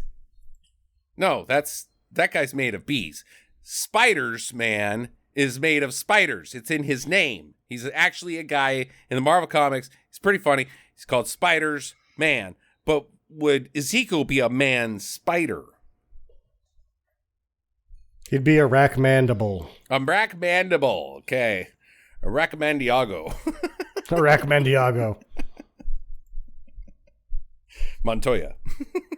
Now we dance. Fuck. Yeah, so he gets ran in. He gets smashed by a car going 70 into a diner, and he's okay. He is A-okay from getting rammed by a car going 70 into a diner. He's fine. She's fine, too. He got pancaked, that whole pancake thing. He's fine. But so she doesn't have any ill repercussions for driving that car through. And the car is fine because they leave in it. She doesn't get pancaked because you have to be in between something. So like if he was a car at a diner. Well, no, because he wasn't standing next to anything. So he just gets splatted up against the wall. So he's still okay. That's a thing. That's not pancake. A wall is a thing. Nope. That's not pancake. A wall in a car. Pancake is like on the ground and then a truck falls on you. Oh, it has to be the ground. It has to be the ground. It can't be a wall. Or if you're on a wall and a truck hits you. But he's just standing. But not a car. No. No, he's just standing in the middle of the diner when he gets hit. So this is not a pancake incident. This is so stupid, Jackie. So is this movie, Justin. Yeah, you're defending it. He's okay after getting hit by a car. What kind of incident is it? Is it a silly putty? Has he been silly puttied? Yeah, right. Well, he fell into the cake. Because if he fell out of the back of the truck and he tumbled, that would be a raspberry. He'd have raspberries. Mm-hmm, yeah. So they drive away. They get to this motel where, we can't go back to the woods. Let's go to a motel. And she's like, okay, well, you're safe now at a motel. I'm leaving. So she goes back to the diner. This is very believable that no one's looking for the cab. Right? No kidding. Because the cabbie's like, somebody stole my cab. And the cops are like, yeah, we're going to get right on that. Yeah. She did pull the plates off of it. Yeah, but who cares? Because the number of the cab is still really big on top of it. It's right fucking there. You good point. The plates don't do anything. Yeah. Okay. So she leaves again. She goes back to the diner. She's looking around, but she has a vision. She's got Ezekiel vision convo. She's having a mind meld with him in her sleep or something, and they're talking now. They can do that. We know spiders can do that. You know, when they take naps, they talk to each other. We know that she has telepathy powers, so she is. But he does too. It's like, when you have two soup cans and a cord between the two. Mm-hmm. For spiders, right? That's how they talk. It's just like spiders. Yeah, it's just like spiders. Just like spiders. Yep.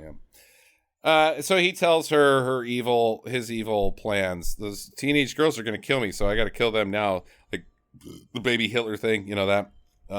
Yeah. It's cool. They're like baby Hitler. It's fair. We already had this discussion on Reddit. Oh, wait, it's 2003. We don't have Reddit yet. On my AOL chat. And everybody agreed. If these girls are going to kill me, I got to get to them first. So don't worry about it. He kind of I think he was trying to be like, look, you're a spider person. I'm a spider person. Wouldn't you kill somebody that was trying to kill you? I mean, have you seen the movie Arachnophobia? They are trying to kill those spiders. I mean, the only thing you really can do is to bite first. Ask questions later. She's like, yeah, I don't really watch movies based upon my acting. And so and he just stands there like, what the fuck? Huh. Okay, well, I was just going to go that. So she wakes up in the hotel room. And he tells the girls about this conversation. Yeah, he's trying to kill you because you guys are going to kill him in the future. And they're like, wait, what? Why would we're just teenage girls. I don't know. I guess at some point you get spider powers or something. Or maybe I give it to you by She's going to have to steal his spider and then it bites him and then they have high fives. Yeah. They was also, did you notice that they were really remembering how uncool high fives were in the early 2000s? They were not. Because high fives were super uncool in the early I have been quoted many times as saying high fives give you cancer. High fives are so passé in 2003. Oh. I don't remember high fives ever going out of style. So you were lame. If you were high fiving people in 2003, I would have dumped high five, beer guys. On you. High five. Actually, I know why you weren't not high fiving people because in bowling it never got lame. Like, you just high five people in bowling. It happens. You're not supposed to not do. It's rude to not high five in bowling. Yeah, and if you're playing Fireball, then you have to high five. Fireball. Fire in the hole. Fire in the hole. Fire in the hole. You guys never played Fire in the Hole? What's I don't think you did either. I didn't. I was too young, but I would. What? I remember hearing about it. No, you guys never played it. Oh, you dorks! Well, I didn't either because I was too young. Well, here's the deal: is that I was only. Now high five me. Anybody? High five. Shut up, Justin. So my parents were on a bowling league, and I used to stop by the bowling alley when I was out and about, and they would play Fire in the Hole. So if somebody got a strike, you had to chug a glass of beer. Okay. That's very. I think that's just something they did, and they made a very poor name choice for their beer chugging rituals.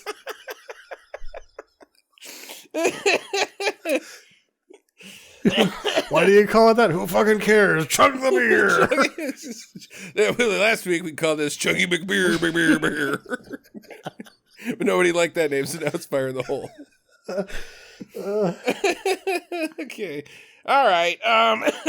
So she's like, so this guy wants to kill you, and he can touch your face and give you poison and stop your heart. And they're like, oh, no, well, you die when your heart stops. She's like, not if I can help it. I'll bring you back to life with CPR. They're like, well, I want to learn CPR. I want to learn CPR too. It sounds cool. So she teaches them CPR.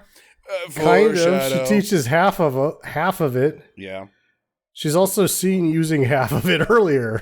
Yeah. What's the other half? The thumb in the ass? The breathing in the mouth. Oh, yeah. She has one of those breathing tube things because that doesn't work.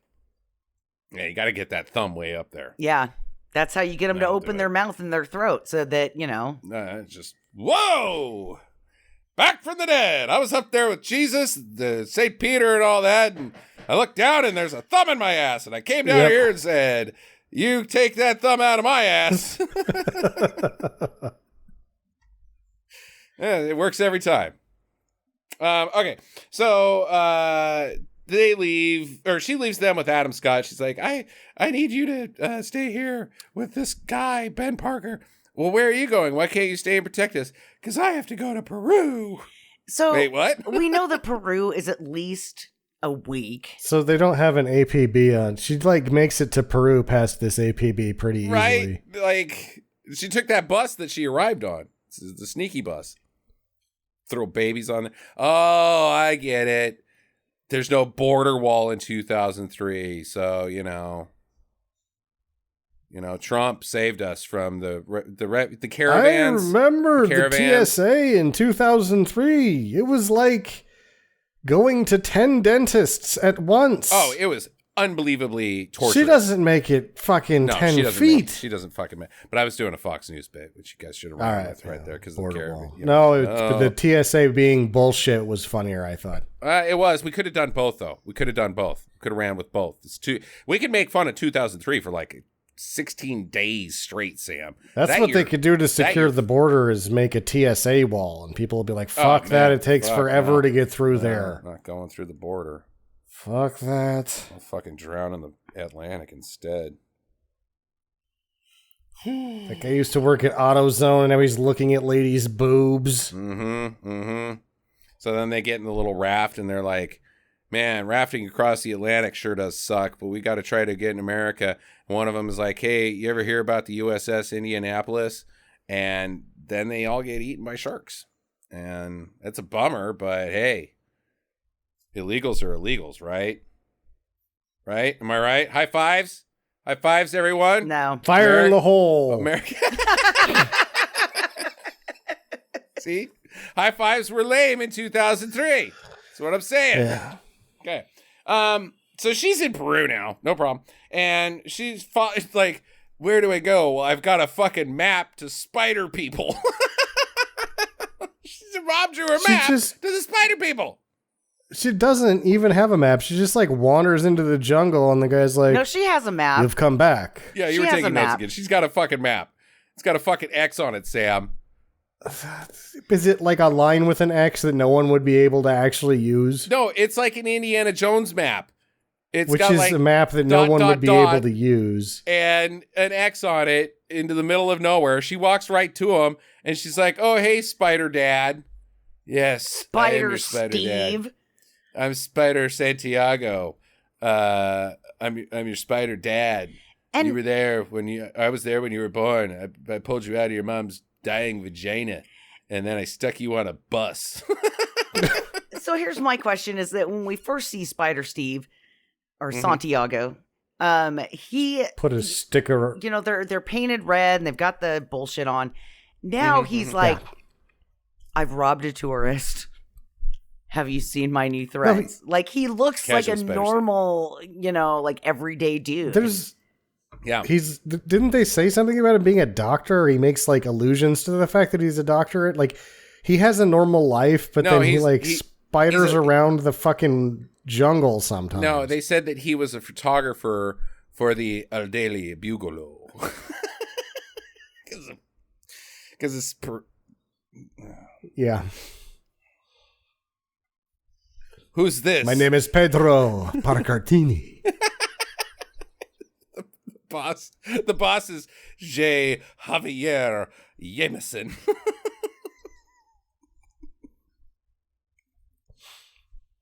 Jameson. Gotta say it like that. Jameson.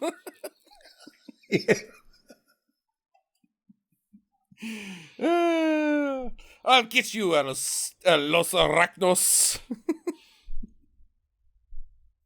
Mano or Menoso. Okay, enough of the Espanolo jokes.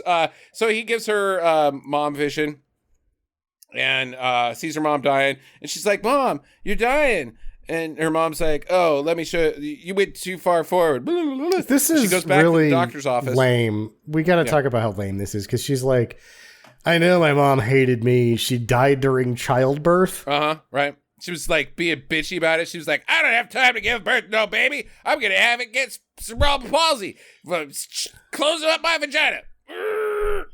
Like, that isn't very good, like, logic for a person to be like, my mom died giving birth to me. She hated me. She's a bitch. Almost as much as she hated herself, I guess. Yeah. Because she liked you better. I could see her making this connection because she was so involved in her work that her pregnancy was an inconvenience that she was like, I don't care. She doesn't know that, Jackie, until she has this vision. She can't know that. It's not like Spider Steve was taking notes like, "Oh man, your mom was a real fucking see you next Tuesday about her work and you."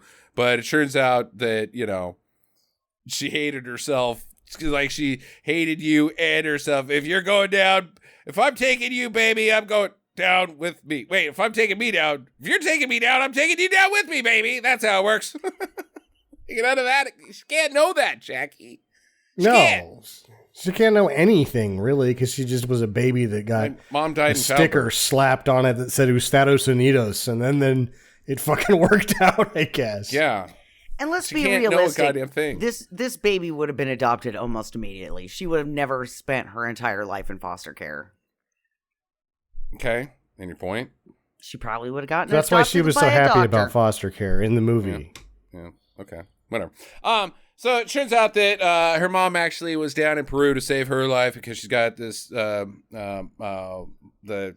disease that's on all the CBS morning pill commercials, myasthenia grava. And the spider juice was going to save her.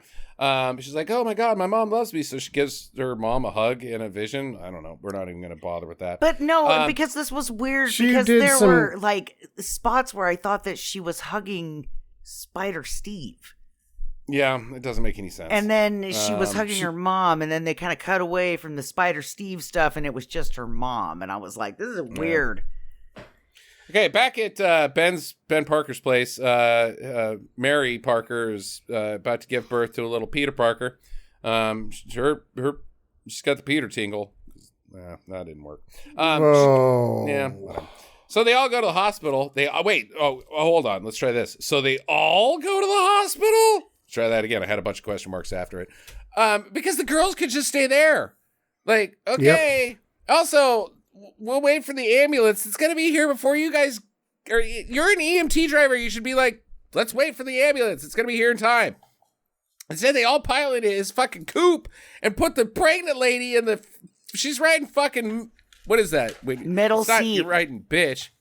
You're not riding bitch because that's the middle seat of the front seat. She's riding bitch in the back seat, which makes it even fucking worse because now she can't, she's a pregnant lady in a hurry, just spit out a baby. But when she gets out of the car, the passenger, hey, how do you make the front seat go forward so we can get out? Oh, there's a lever back there. You got to grab it. Oh, this one? No, that makes it go back and forward. Oh, it's hidden under. Oh, okay.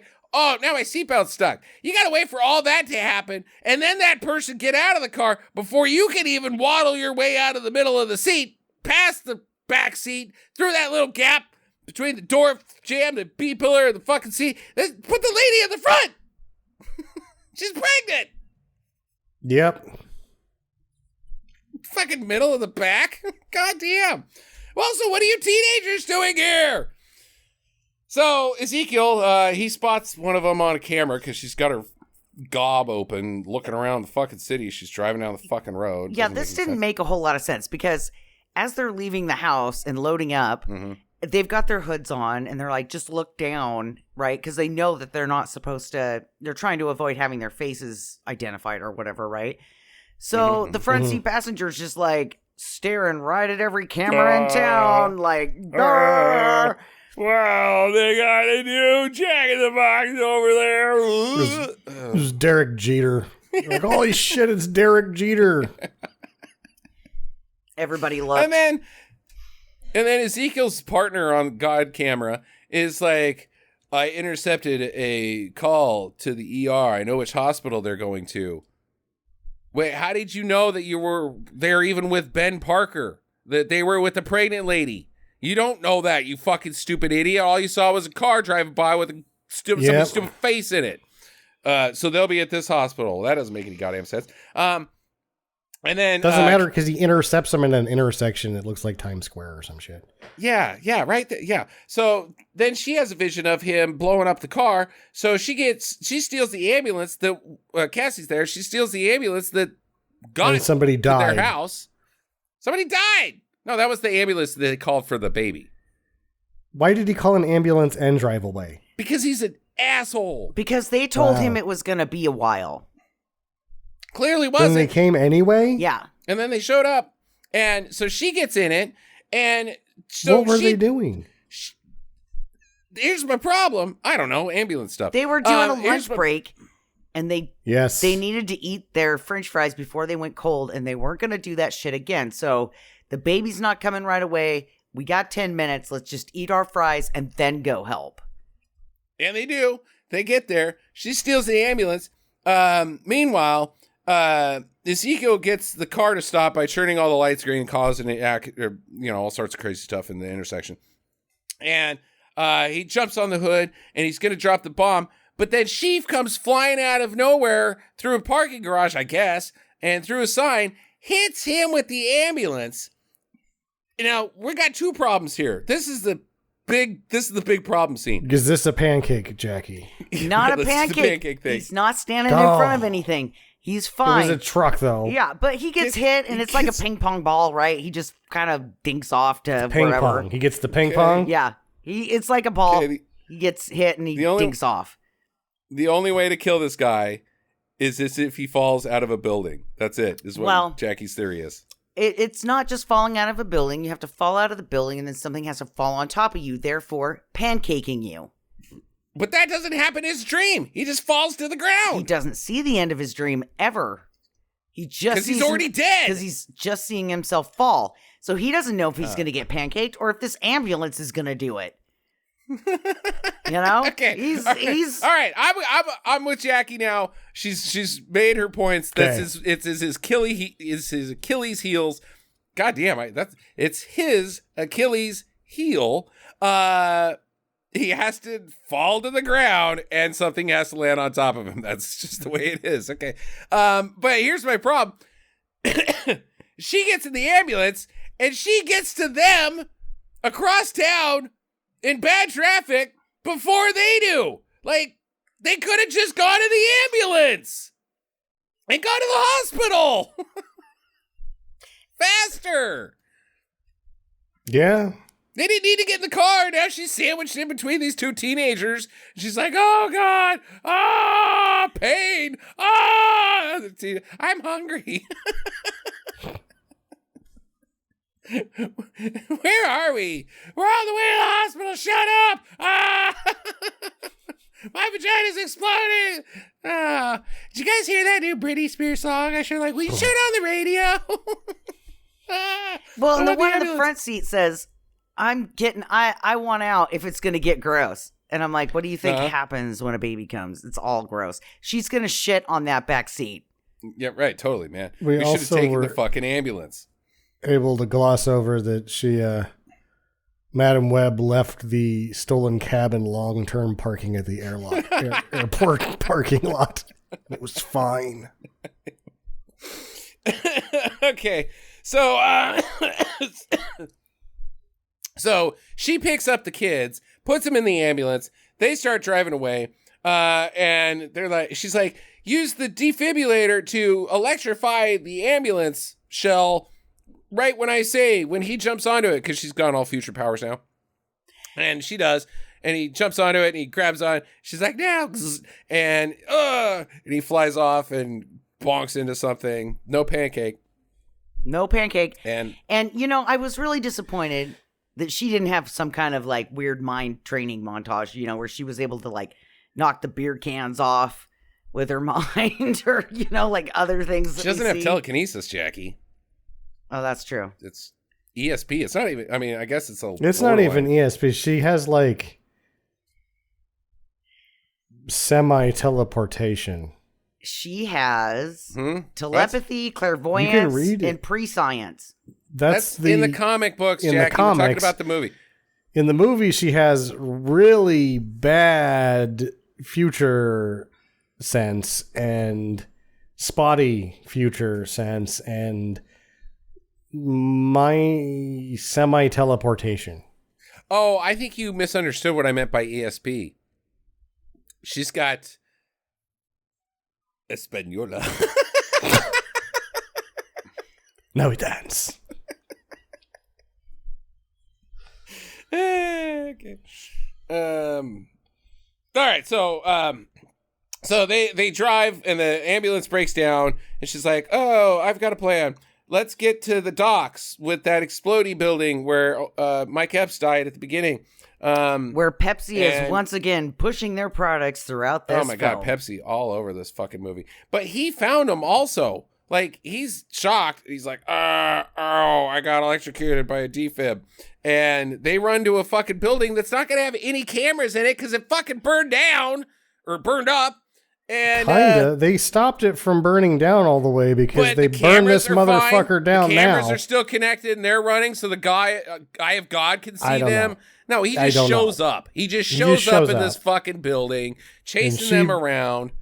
Is like, blow up the fireworks factory, and they're like, it's gonna be bigger than you think. Yeah, right. It's not like, yay, fireworks, and then a fire. It's like, ooh, fireworks, and then a fire, and then like a 20,000-pound bomb when they all go off at once. Yeah, it's TNT, dude. And she's Morpheusing them around. Dive now. Duck under that chair. Oh no, the agents are over there. Go through this window, and they get up onto the roof. And there's a chopper from someplace. Whose chopper is She's this? called it in she from calls the in ambulance. A paramedic. Yeah. We're going to need a chopper. Said yeah, she calls in a EMTs. life flight for an emergency evac. Oh, yeah, I guess they can do that, probably. Okay. And then they're like, we can't get to you. And then eventually they die. Yeah, horribly. that chopper fucking gets exploded by fireworks. Ooh, those guys didn't make it. Didn't seen make that it. coming. Huh? What? Yeah, they didn't make it. No, she should have seen that coming. That was not very cool. She doesn't like them, I guess. The girls are trying to fight. They're all up on the Pepsi sign, and they stink. And he puts them. They actually end up just putting themselves in more danger. They're all dangling from fucking various precarious situations. Oh no, I shouldn't have tried to punch that guy. But now we get the major payout on this power talk, and it's one of the worst payoff of anything I've ever seen, because she moderately teleports over to three of them at once. Two of them are going to fall, so she like helps them up. The third one is doing okay, so she's just like, you're going to be fine. She teleported over there to tell her she's going to be fine. That's fucking lame. She had to rub her back. You're going to be okay. That one is her least favorite, so if that one falls, she's okay with it. She doesn't need any help, just don't bother with it. She wasn't going to fall, Jackie. She was fine. She just needed to pat her back. Hey there. There. You're doing good stuff. Positive reassurance, man. Goes a long way. And she can't give her a high five. This is 2003, man. She'll get fucking massacred, lambasted by these girls. She's got to pat them on the back and say, hey. And after she uses her great power, that guy punches her right in the face. Right in the fucking face, man. She goes down. So she knows that the sign is going to fall down. So she starts backsliding and leading him into it. And he gets trapped by sign, and then the sign falls over and sends him to the ground, and then he has the sign fall at pancaked, and he's dead. So I thought that he just got pee on him. Oh, because it was the letter P. He got peed on. He's got pee on him. Oh, ayo. That's what they should. She should have stood over him and been like, "You got pee on you." That would have been fucking dead now. Super funny. Best one-liner ever. Schwaz would have clapped in the theater. He would have stood up and like, yeah, he has pee on him. The pee is on him. Do you see? You see it? That's how pee is on him, but it's a double entendre for urine. The pee is on him.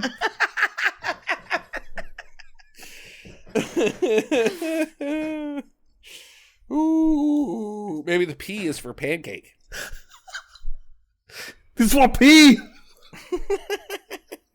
No, it's not for pancake. It's for pee-pee. You got the pee on you.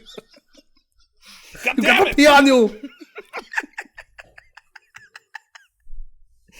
Okay, well, she falls into the harbor, and she's drowning, I guess, and she gets hit in the face with a rocket, and the girls dive in, and they pull her out. And later, to the hospital, she's blinded, just like in the comics. So she falls in the water and breaks her back and loses her eyes? Is that what happens? Yeah. Yeah, I guess. It's because they pull her out of the water and her face is all fucked up. Like, did you punch her face off or something? No, she got hit by a firecracker. Man, you'd miss a lot. Oh, it was really stupid and hard to watch. It was really stupid and hard to watch. We'll get to that in a second. So the girls now live with her, I guess, because they don't have parents. I don't know. They talked about something at the beginning of the movie, and I couldn't be bothered to pay attention. One girl is illegal, so she just kind of started staying there and disappeared from her not paying rent obligations. And the other two, one is a runaway, and then the one whose parents aren't there, she can just kind of do whatever. I don't know why they didn't move into her apartment. It's probably nicer. Yeah, totally. Right. And this is where we get Professor X. Yeah. Where, she can put on the mind meld machine and see other mutants and tell them business. And so she looks into the future and she sees the Spider Women of the future, but no one else does, because that movie's never going to happen. Never going to happen. And she has Blade sunglasses on. Yeah. That how else you know how else you know that movie's never going to happen? This movie doesn't have a fucking post-credit sequence in it because they were like, nope, we're done. Hold the rights. Nothing else on this shit. It's a turd sandwich. And that's the movie. Who wants to go first on questions? I'm sure that there's got to be a plethora. Well, we never figured out how the baby got back to America, and I don't think we're going to. Never will. Do you think you can leave a stolen cab in long-term parking at LaGuardia? Sure. Are you going to get it back?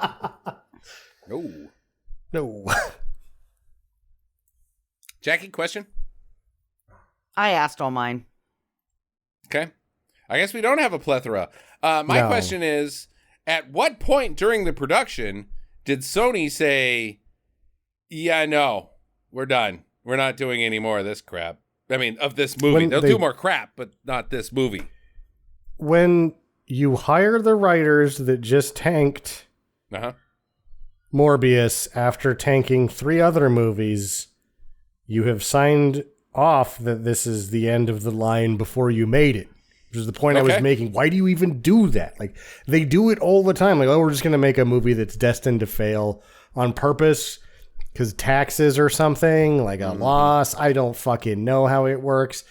But why not just instead roll out a 50-50 the way Canon used to? And then instead of misreporting your numbers, report them properly. So you're saying that this isn't even a standalone Madam Web movie, that they had to get the Spider-Women in here as well just to retain the rights to Spider-Women?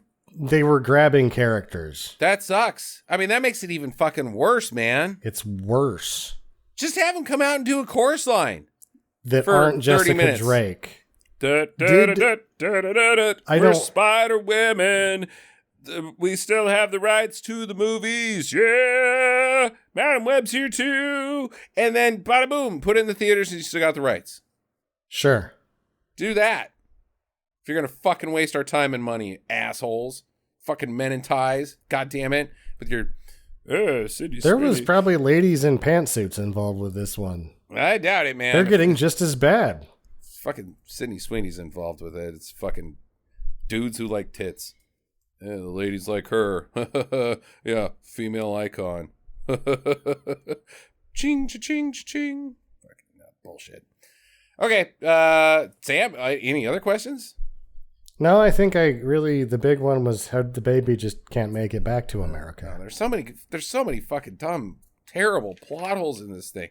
There's one where like the girls are talking about, so I pointed it out to Jackie, and they see a picture of him, of the mom and him, and the girls are like, oh, you know this guy? And there's no way that they could have even fucking known who he is. Like, who's that guy? Well, that's Spider's man, or Man Spider. We're not sure.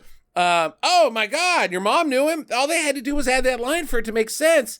But there's no way that they could know what he looked like because the only time they've seen him, he's wearing a Spider-Man suit. Yeah. So I do have a question. How much jail time does she get? For kidnapping those kids? No, so they can easily say she didn't kidnap us, she was protecting us, and the police are like, okay, that was a hell of a job you did there, lady. However, you stole 2 cars, burned down a factory, and you're liable for the death of 2 paramedics and a helicopter crew. Yeah, but it's like 2 years after 9/11, and I'm a first responder, and Giuliani's like, that's enough for me! She's off the hook. But people that own the fireworks place won't get to claim the money if they don't press charges. Because that's easily, you can be like, oh, we just won't press charges. It's all fine. But you're not going to be able to collect any insurance from not pressing charges, probably. It was probably Chinese owned anyways because of fireworks. She should be in prison. Probably. She should be, but I don't think she would. She's a first responder, man. She's goddamn American. Friggin' Giuliani. Friggin' Giuliani, man. Yep. She's also white, so that makes it help. Okay, that's true. Helps quite a bit, you know. You know a thing or two about that situation. Okay, final recommendations. I'm going to start with myself. No, even though this is one of the worst movies of this decade, if not the worst, it is borderline unviewable. Like, this is an abort within the first 20 minutes. I would have turned this shit off. It's fucking terrible. It's boring. Like all the acting is just wooden as shit. There's nothing compelling about any of the characters. Nobody's trying to do a goddamn thing here. It's worse than Morbius by a lot. It might be worse than was it Paramount's Fantastic Four when they still owned the rights with Miles Teller and whoever else was in that Fantastic Four that we did for the Smeffas. One of the Maras was in it, right? Yeah. Kate Amara, I think she was in it. It might be worse than that.